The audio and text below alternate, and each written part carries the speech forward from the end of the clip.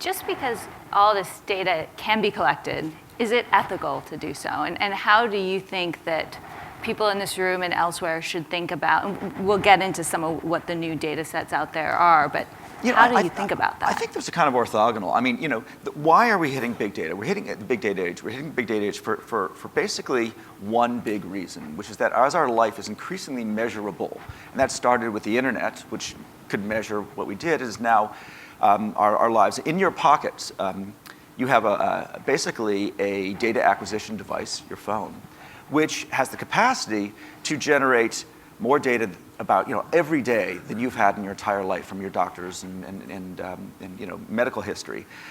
This is the phrase called data exhaust. Every one of you right now is generating actionable data about your own personal health, your body temperature, your chemical effluence, your heart rate, where you are, all this kind of stuff. Your neurological system, it's all measurable. The phone in your pocket can do a little bit of it right now, but ultimately it will do more. So there's nothing unethical about collecting this data. Your phone can do it. The questions are all about how do we use it. Is it something that you yourself use to make better choices about your life, or is it something that institutions, including possible insurance companies, would use about you? We've seen that picture. It's called the internet.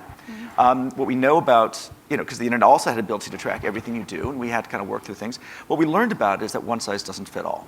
That you can't apply a kind of a global standard of privacy.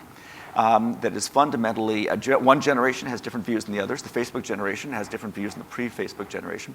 But fundamentally, to get back to Vivek Hunter's point, it's all about transparency.